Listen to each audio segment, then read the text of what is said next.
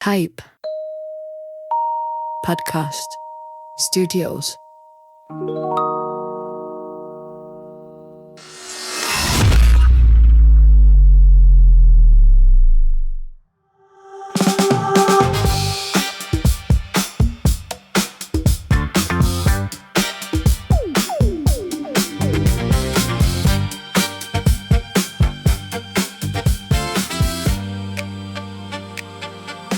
Hello and welcome back to the second episode of Asset Conversations.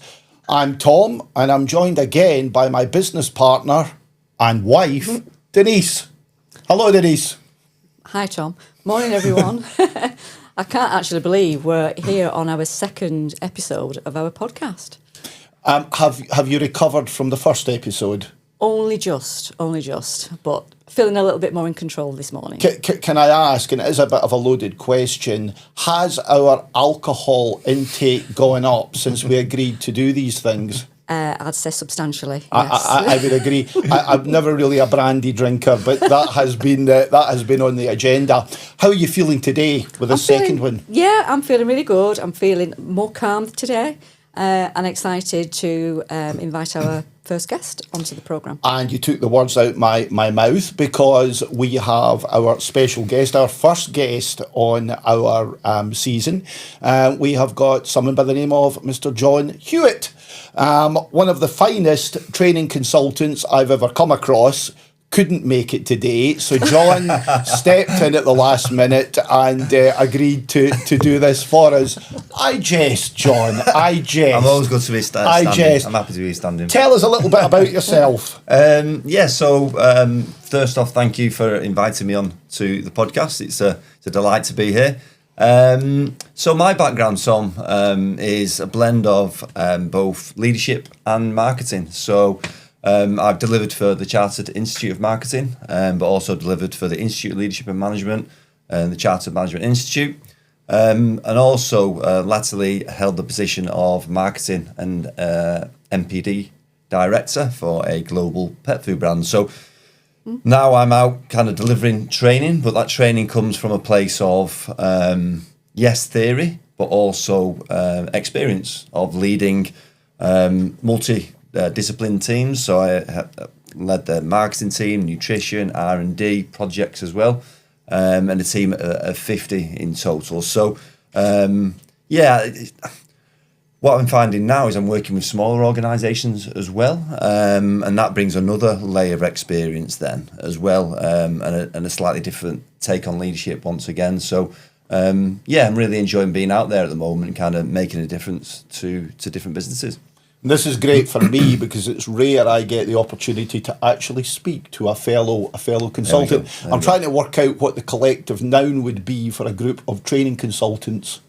A collective noun, a troop maybe. I don't know. Troop. Do you like that one? a synergy of training consultants. Synergy is probably better than troop. A deliverable of training consultants. There you go. I think we get a bad press. Do you think we get a bit of a bad press? As consultants? Yeah. Gosh, yeah. Somebody once said to me, think about the word consultant and look at the first three letters. Okay. Harsh, I think. Harsh. I think it's interesting is that what I find is going into organisations, often people spend a lot of time in the business, and that's from the top leadership teams through to middle management as well, and they spend so much time in the business, it's very often difficult to spend time on the business and to take a little bit of a more distant view, if you like, a kind of a helicopter view of the business. And I think where I see we can add value is by going in and speaking to businesses, and then by asking the right questions, and that's the crucial thing, and that the consultants do really, really well, is ask kind of some quite pertinent questions, really, which get people thinking. And I think sometimes you can be so much into the business that when somebody external comes along and asks, sometimes it's quite a simple question, but it kind of gets people to set up and think, oh, yeah, actually, I've never thought about it like that. Yeah. Or why do we do it like that? Or we've always done it like that. But also, I think the advantage that we have is that because we go into lots of different businesses and we've worked in different businesses, I think often coming from outside the sector also helps, because when people are so embedded within a certain sector, they don't realise that different organisations from different sectors do things in different ways. And what I found really beneficial when I used to deliver in classrooms is that when you'd have public sector and private sector, amazing, because those people who've always worked in the public sector are often blown, what, you do that in the private? How on earth do you afford that? And you incentivise it, how do you manage to... And then likewise, flip from a private sector, what you get those benefits in public, and so on and so forth. And I think for me, if you can bring different businesses together like that, it's so beneficial. Yeah. So beneficial. Eye-opening, I would imagine. Yeah. Because there is a big difference between the public and the private. We touched on that last week, didn't we? Absolutely. And I think, so consultancy can take on many different guises, can't it, ultimately? But I think for me, if you ask the right sort of questions, then we can start to deliver the right sort of benefits for the business. You're definitely talking my language. I actually prepared something, right? Knowing that you were coming along here today. I didn't doubt you would. Well, obviously I knew you were coming along. I invited him. And I got a few quotes about what some people have said about consultants, and I want to distance myself from these, and I'm sure you will as well. Okay. I've heard over the years consultants say, an expert who tells you what you already know in PowerPoint form. Yeah. Okay. Someone who can make the obvious sound expensive. A person who finds problems you didn't know you had and bills you to sort them out. I absolutely disassociate and refute all of those different phrases, and I agree. And something that you sort of said under your breath, and it's something we put a lot of credence on in our company in terms of the type of consultants that we take on board, which of course you are one. You said very early on, you don't just train people in the areas that you provide training in. You've actually done the things that you train people in. You've got that lived experience, and whilst my tongue is in my cheek with some of these quotes, I think there are a lot of consultants out there that maybe haven't done the actual thing that they're training people in. I think for me that comes, the key word there is credibility. I think, if we can walk the walk and talk the talk, then actually your credibility goes up. And I go back to many years ago where I was a high school teacher, and then into college. And I used to deliver business and marketing to 16 to 18-year-olds. And for me, my experience, it's quite vast really in terms of the organisations I've worked for. So I've worked for Nike and Adidas, and I worked at Nike over in the European headquarters. So when you're talking to a 16 and 18-year-old about marketing, and then you throw in, actually, when I was at Nike, we did this campaign, or we had Eric Cantona who came in and he gave, then all of a sudden people are listening and the credibility goes up. I think it's exactly the same in the workplace as well, when you go in and you share anecdotes, you share examples, and you talk about how you managed to solve that problem. And like I said before, the training what I deliver at the moment, I deliver some of that online, and you bring the public and the private together, and then you throw your own anecdotes and your own lived experiences. It generates some really, really good conversations. You met Eric Cantona? Sorry, yes, I did, yeah. Tall, isn't he? Relatively tall. I met him once at a business event at night, and very, very tall. Very, very tall. I'm quite tall. He was huge. Yeah, well, yeah. I suppose that nailed him to do the karate kick, didn't it? Yeah, indeed. Again, I'm smiling. We do a lot of presentation skills work. Yes. And at the beginning of a course, you'll ask people, what experience of presenting do you have? And I've had some people that have said to me, very limited, all I've really presented to are school kids. And you think, all you've presented to are school kids? I tell you, give me a whole day with adults compared to going into schools to present for an hour. It's hard going. So I admire you, John. It is tough. It is tough. I remember when I first started out as a high school teacher, you used to rely on PowerPoint a lot, and you planned your lesson to the last second.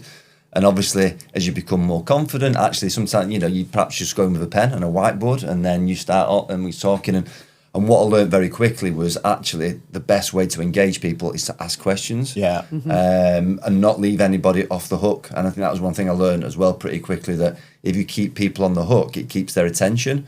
Yeah. And the skill is then to take one person answer and say, that's really good. What do you think about that? And that's really interesting. Yeah. Didn't you say that? Yeah. And actually, Yeah. and of course, that I recently delivered for you guys over in Yorkshire. Yeah, yeah. Exactly that. So they were talking about a certain situation, a certain circumstance, and they all had different thoughts and they all had different experiences, or rather sometimes the same experience, but different takeaways from it. Yeah. So it was a really fantastic opportunity to say therapy almost, because like you communicated in that. How did that make you feel? Yeah. Okay, that's really interesting. How did you communicate that to your team?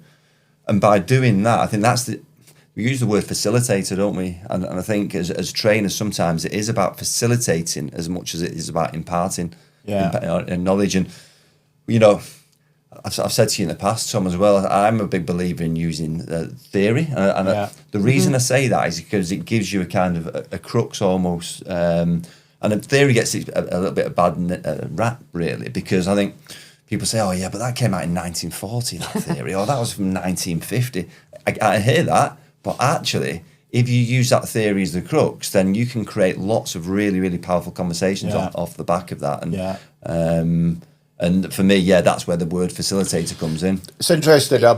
You mentioned the word therapy. I'm finding it therapeutic even at this stage, talking to a fellow trainer. I know, Denise, you feel the same way when you talk to people in your field. You don't really appreciate somebody's job unless you've actually done it at the sharp end. We are very much focusing in this first season in the whole area of leadership. Yeah. And a bit like yourself, I travel about a bit. And people constantly say to me, leadership, management, it's all common sense. I think what's probably kept us in a job all these years is the fact there's an awful lot of leaders out there that don't seem to exhibit a lot of common sense. And I have picked up some horrific stories over the years in terms of leadership behaviours. What have you encountered yourself on your journey? Yeah, I think it's an interesting one, isn't it, when you talk about common sense? I think it's such a well-trodden tale, isn't it, that maybe your best engineer or your best salesperson or your best operator, they're really good. So let's make them into the manager or let's put them as team leader. And guess what? They absolutely struggle in that role. Yeah. Not because they're incompetent, not because they're not capable, but because actually they've not had any training. Just because they're a really good engineer doesn't mean that they can lead people. And it's a whole different skill set. And I think I've sat in boardrooms where people have made that decision. He's really good at X, let's make him in the manager. Yeah. And I sit there and I think, unless you're going to give him the training to do that, that's a completely different skill set. And people are sometimes surprised. I told them to do it. Why are they not doing it? Guess what?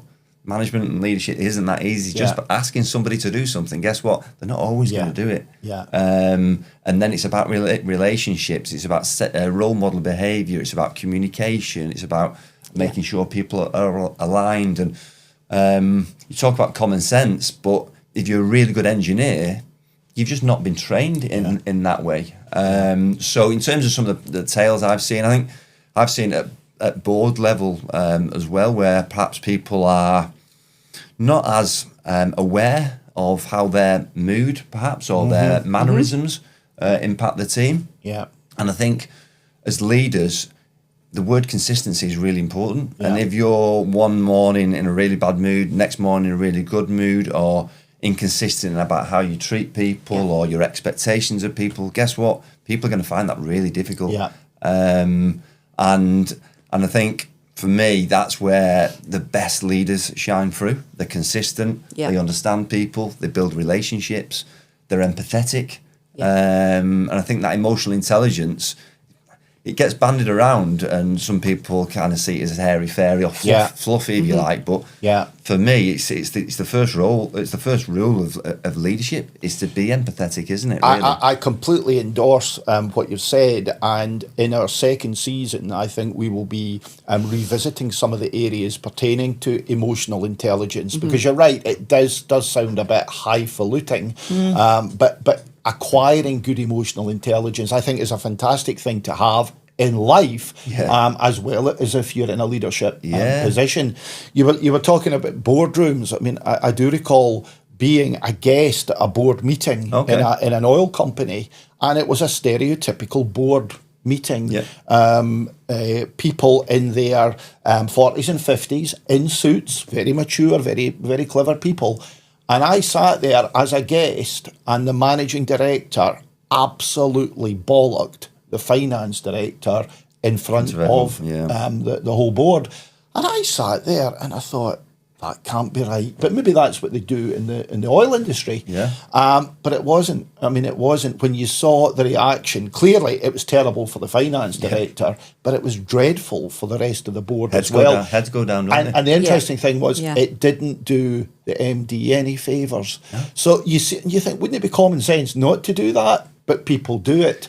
Yeah, it's that parent and child kind of thing there, isn't it? You know, the kind of the finance director, and I've seen something similar, and the finance director kind of shrivels a little bit, and then everyone else's head goes down, and it's a strange sort of environment, isn't it? You had I remember you giving me an example a few years ago from your world, Denise, many years ago, that senior manager. Yeah, how not to do performance appraisals. Oh yeah. It was more than a few years ago. It was when I just started in the world of work and quite junior. And we had these things called annual reviews and staff performance appraisals. And it was an opportunity for us to have a one-to-one with our manager and to get some feedback on how we were doing, how we were performing. And at the end of it, we were going to be given a rating, and it could be underperforming, which obviously nobody wanted. It could be meeting expectations, or it could be exceeding expectations. And so it was one day in April, and we were all sort of waiting to be called in this big open plan office, secretly all hoping we were going to get an exceeding expectations. Yeah, absolutely. And having to be indulged for half an hour with our manager to talk about ourselves. And all of a sudden, the manager's door opened, because it was normally closed, but it opened and he came out and said, can I have everybody's attention? You've all got meeting expectations. Thank you. And good night. That was the end of our performance reviews. There's no ambiguity, I suppose, was there? Whatever you wanted to keep staff motivated and make them feel valued. Constructive feedback. I told you about the best manager, the best leader I ever had, and he was very tongue-in-cheek. But his appraisal was, we had a team meeting one day, and he said, I might as well get the appraisals out the way. And he stood up and he went, like you, don't like you, don't like you, thank you. And he sat there. I presume he was tongue-in-cheek, but I think he was. You know, again, some of these things. I mean, common sense. Why would you do that? It's amazing, isn't it? That door shut thing as well, though. It does shut. Yeah, I'm not approachable. I'm not part of the team, kind of thing. Yeah. And that is, the messages it sends out. That's it, isn't it? That's it. Yeah. And you can get a litmus test on companies. I mean, for example, feedback. I very rarely hear people say we need to improve the levels of feedback in our company, but they do say things like, the only time I see my boss is when there's trouble. Yeah. I don't mind getting a bollocking, but it would be nice to get a pat in the back, a little bit of praise. You know, but people are crying out for stuff like that. Yeah. And I'm sure the people we are speaking about in leadership positions, they wouldn't want to be treated in that way, but there's almost a blind spot for a lot of them. And it's amazing, isn't it? You know, we talk about praise, and I go back to high school, and you know, children want praise, they want recognition, they want reward. But guess what? Adults also want that as well. 100%. Yeah, and actually they want to know that they're doing a good job and to be acknowledged for doing a good job as well. Yeah. And therefore, when perhaps they're not meeting expectations, they're more open to hearing that constructive feedback, aren't they? Absolutely. You know, it's that level play. It's that back to that consistency as from a leader. And I think I talk a lot about role modelling behaviour as well. And I think we talk about trust in leadership, and your team are watching you all the time, so you can build trust by being consistent, by managing expectations, by communicating effectively. But trust can be lost really quickly as well. Yeah. And that's from the opposite of being consistent, isn't it? It's about that being inconsistent. It's about not treating people fairly or by not... And actually that can diminish. But it's amazing, again, we talk about role modelling, the door being shut. Yeah. your team are looking at you all the time, and they're looking at the cues, whether that's for the non-verbal or the way in which you're communicating, or the words that you're saying, the behaviours that you're displaying. You can't ask people to be on time if you're consistently late. Well, you can, but if you're consistently late, it doesn't. I go back to when I was a high school teacher. The teacher used to work. Used to go in the classroom sometimes, and it used to kick the door open to the classroom, throw the paper on the desk, and roll at the kids before it even started. Yeah. And I know, and I think that was motivating. And then also not mark up the work on time, but then give them an absolute, rollicking for handing in late. Yeah. And as soon as that psychological contract, that trust is gone, hasn't it? It comes back to leading by example. Yeah, role modelling. Absolutely. Yeah. And it's difficult as a leader because you're carrying a lot there. Yeah. And you're being watched all the time. But that's ultimately how I see the role of leadership. Yeah. We said in our first episode, Denise is from a family of teachers, I'm from a family of teachers, and you automatically think, and we're maybe biased, but I do regard your side of the family, my side of the family, as really great teachers. Yeah. Okay. We tend to forget there are some bad teachers out there, or teachers that are unaware of their behaviour. So I go back to that empathy and that emotional intelligence, and recognising that actually you acting in that way, guess what? You're not going to get the best response from them. Yeah. But and you've got to appreciate as well, we go back to the human iceberg, people when they come into work, some people are carrying lots of weight from their own lives, aren't they? 100%. You don't know what people are dealing with. You don't know what people lives. And actually when they come into work, you expect them to be, you expect the team to be a dynamic team. You expect them all to work together, to all communicate well, to all be kind of hitting the high performance. Yep. But you've got to take a step back sometimes and think, well, wait a minute. Sometimes you're working with a team of different age groups. Yeah. So again, they're going to approach work in a slightly different way. Perhaps different social backgrounds, cultural backgrounds. 100%, yeah. And then you put them all into this place called a workplace, and you expect it to be high performing. Yeah. And guess what? That's not always how it works. So I think that go back to the role of a leader there, to be able to recognise that actually within his or her team, he has got different personalities. Yeah. He has got people who are dealing with different things. And if you can take the time out to have a one-to-one with somebody in that team who you see is struggling, that goes a long way. I remember delivering training for a very macho culture, really. It was a manufacturing site. And we were doing team leader training. We would talk about communication and talk about setting expectations. And one of the guys there is, my team, this guy is so lazy. He's this, he's that, he's the other. And I'd say to him, have you ever had just like 5 minutes with him and spoke to him and asked him perhaps why he's not performing at the level? Oh, no, he's just lazy. He's useless. I was like, well, maybe just trying to. Anyway, so a month or so goes by and I'm on the shop floor just observing. And he said, John, have you got a minute? He came over. He said, you know what? He said, you know that guy that was starting? I said, yeah. He said, he's really struggling at home. He said he's having a problem with his wife's leaving him. He's gonna, his kids are gonna. And he said I had that 5 minutes brew with him, and he said he broke down. He said he was in tears. I was like, wow. But he said, you know what, John? He said he's performing now. He's I was like, so you're back to that thing about common sense. Intuition. That's a big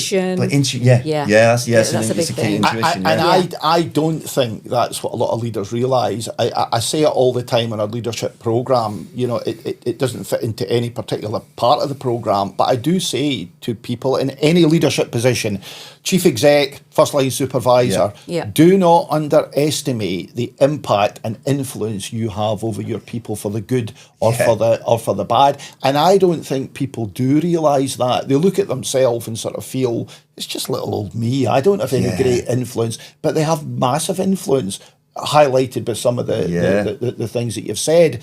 I think there's a lot of demands on leaders. I think they go back to, you like your theory, the old John Adair. They're very task orientated, which I understand. There's a lot of demands on us to achieve or get the job done at all costs. For me, it's about getting these people to realise you've got to think about the people side of your business. And guess what? do that and all its manifestations, the task will actually follow on. Yeah. But there's a blind spot there, I sometimes think. There is, isn't it? And it's relationships are so important, aren't they? And I go back to that's how you build the trust. And guess what? People then will run through walls for you if you build that trust, and if they think, well, actually, you're there for them. What is it they say in the Simon Sinek, isn't it? Leaders that eat last, and he often talks about the armed forces and how they're brothers in arms, and how they'll die for their leader, and why is that? And it's because they build those relationships. It's because they role model that behaviour. It's because they build that trust. Yeah. And as a consequence of that, actually, I will work for you. And then in the modern day workplace, guess what? I will stay 10 minutes late. I will stay 20 minutes late because we've built that trust, we've built that relationship. And then it goes back to alignment then of what the organisation is trying to achieve. And I think when you get into larger organisations, sometimes people think, well, little old me, I'm just a cog in a wheel. What am I contributing? And that's where appraisals are really important, isn't it? Because if as an organisation that's what you're trying to achieve, well then what is your role within it and how are you contributing to it? So what I used to do with the team when I was a marketing and MPD director, every month I'd bring each of the departments together and I would make no apology of consistently talking about our strategic aim, what it is that we're trying to achieve. Because again, and I think some leaders at board level think, well, everyone knows what. No, they don't. They don't. And actually, sometimes you need to remind them, and you need to remind them and remind them. So we always used to kick off what it is that we're trying to achieve, and then I'd ask each department, how is it that you're contributing towards that strategic aim? And then actually, because you're doing that in nutrition and you're doing that in R&D, how can you as marketeers now take that fantastic development and market it to our customers? And constantly doing that meant that they felt that they were contributing, but also that they were contributing not only for their department, for another department as well. And then they're all alignment by objective. They're all contributing to the overarching company goal. It's like working towards an overall objective together as a big team. Yeah, and it goes back to NASA, doesn't it? What is it? The janitor at NASA, and what is it you're doing? I'm putting a man in the moon. Not man in the and moon. it's a great quote. It's a great quote. Yeah. You know, we're sort of chatting about today. I just as you're speaking, I'm casting my mind back to when I first came into the world of work. You're just a young man. You're just a young woman. I'm aging by the minute. Going back, have you seen a change in leadership and the environment in which leaders operate in your short life? Go back to 20 years.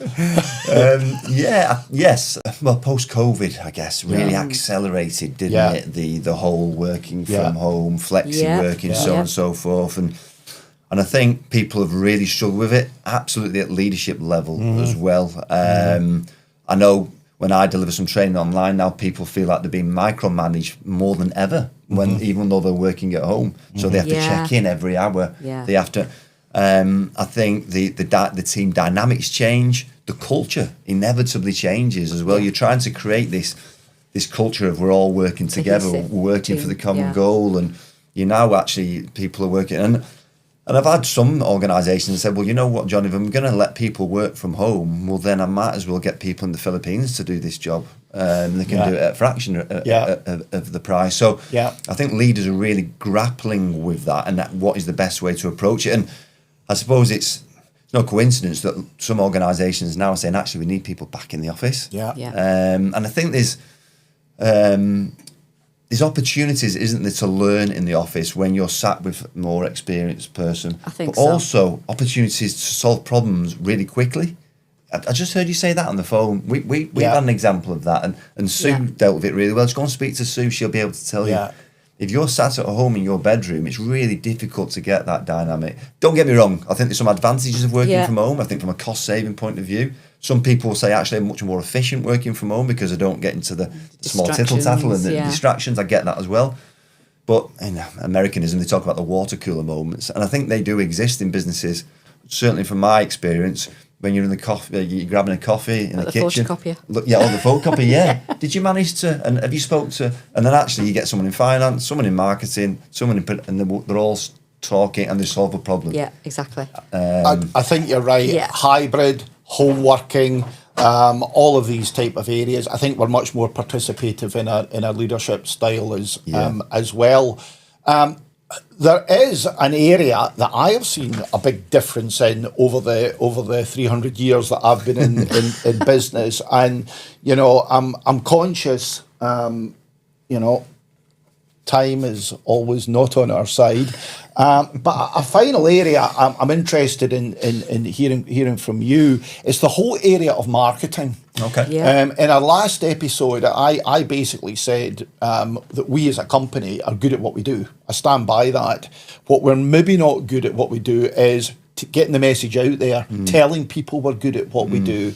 I'm interested.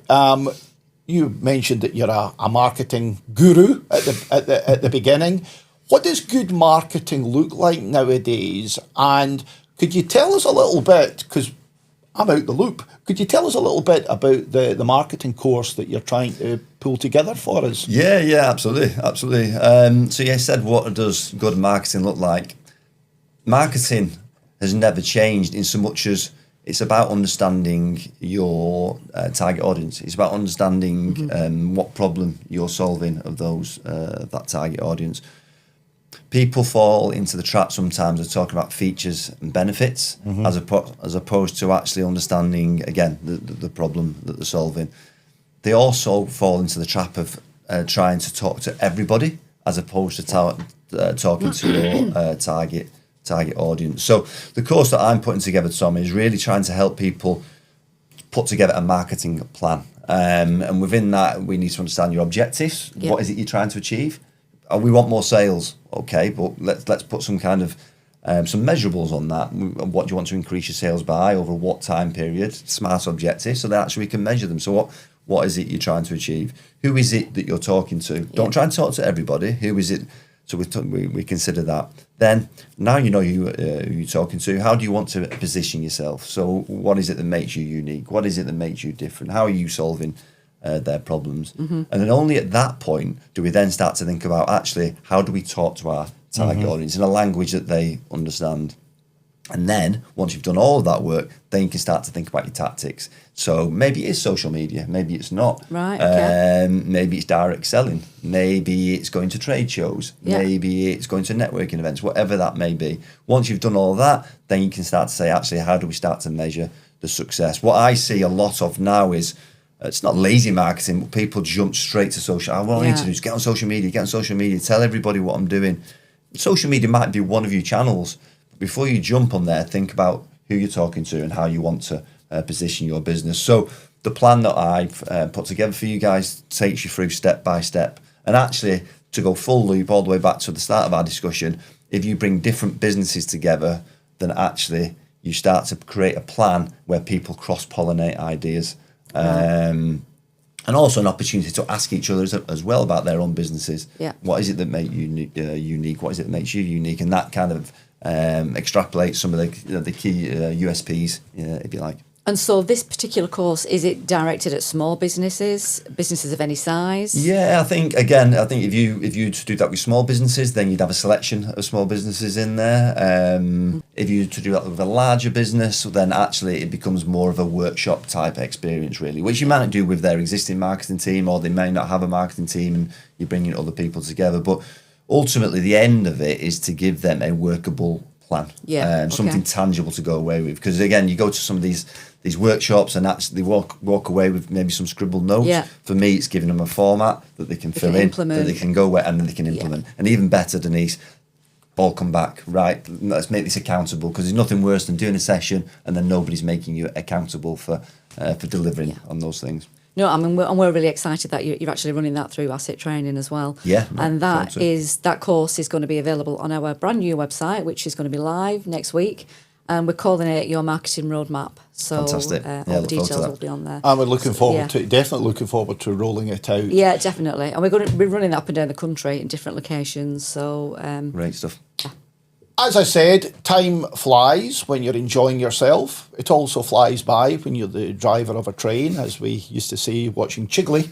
I would like to formally, John, thank you very much for coming along and being our first guest. Oh, one of many, but I'm sure it will take something very special to beat what you've done today. it's good standing. It's great working with you. It's good seeing you under a different guise. Good luck with the marketing course. But that really is all from this particular episode. We will be back with you in the next week or so with some more guests and some interesting topics in the field of leadership. Don't forget to subscribe. That's very important to us. But thank you for your attention and see you again.